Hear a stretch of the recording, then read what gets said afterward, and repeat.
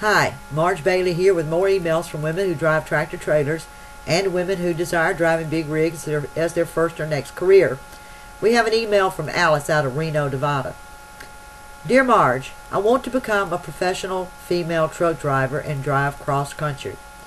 I am 51 years old, my kids are grown, and my late husband was a carpenter who traveled all over the Midwest taking his construction company wherever the job sites were.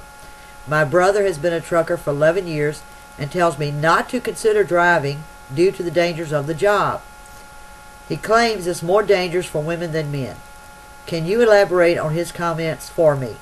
Thanks, and I hope to hear from you soon. Alice, Reno, Nevada. Alice, trucking is dangerous for everyone, not just women.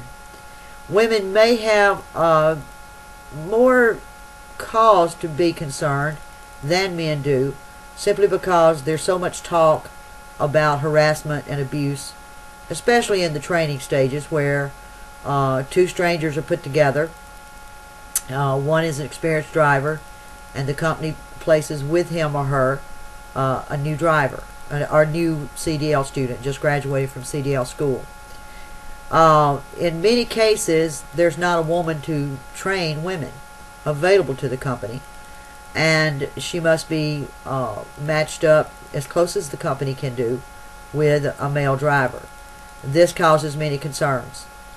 I don't see it as much in the last 20 years of actual physical abuse that's happened to a female student driver while training anywhere from 3 to 6 weeks with a male trainer.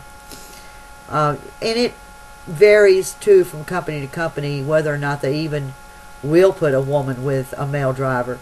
Many times women have to wait after they've graduated CDL school to actually find a company that has one available, or they have to wait. If they find a company that will do that, and there are a few, and they're listed on my website, ladytruckdrivers.com, then they need to interview each other before they ever crank the truck. They need to draw the lines in the sand of what each will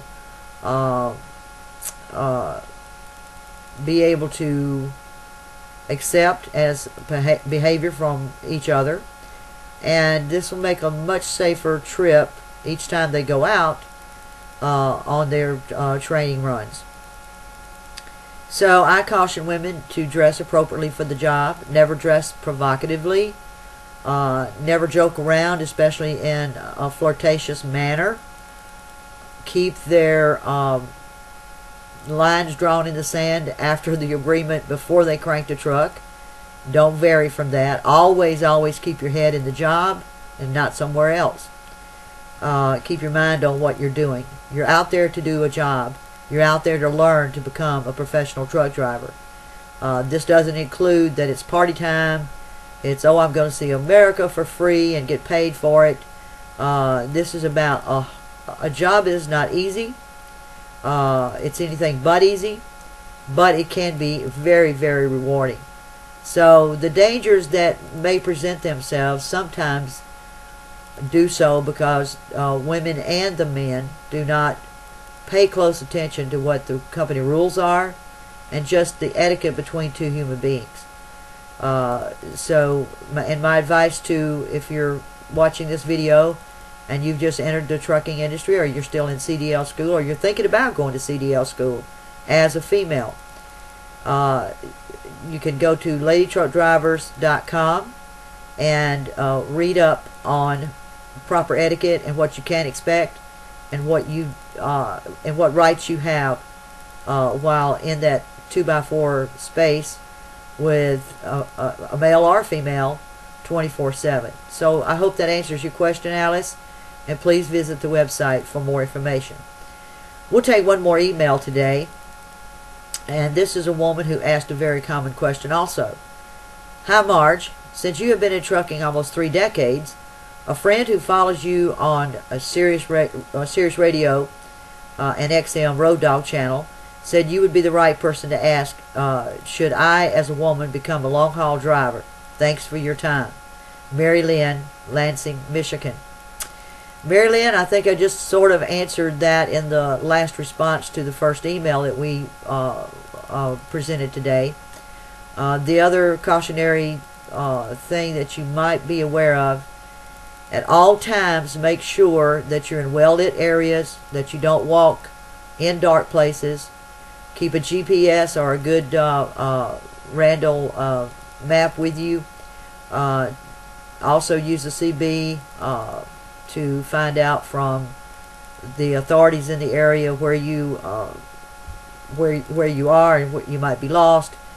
Don't get on the CB and just ask anyone. That's not ever a good idea. Use your cell phone. It's always best to call the local police on your cell phone. But the best way to do it is, before you ever start the trip, make sure you know where you're going while you're in the comfort of your own bunk or sitting in your own truck and planning out your next day. So we can avoid, as women, we can avoid, and men as well, can avoid a lot of dangers that present themselves on the road by simply planning ahead and having all our ducks in a row. And like I said, it's a very rewarding job. It can be lucrative.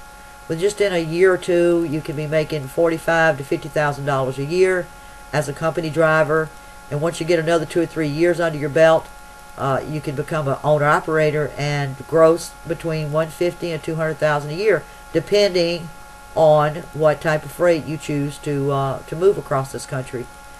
You don't get much home time. Even with a week's vacation, a driver, long-haul driver, gets about 42 days a year to the house. So be aware of that. This is a lonely job. It's a very challenging job. And yes, men and women are equal paid in this industry, which is good news. There's not many industries women can get into where they get equal pay for the same amount of work. So it's a very, very good idea to check out becoming a truck driver, whether you're male or female. Well, thanks for watching. I'll be back soon with more questions from women about truck driving big rigs for a living.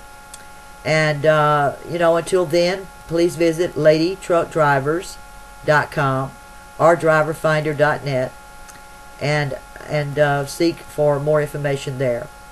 Good night, and God bless.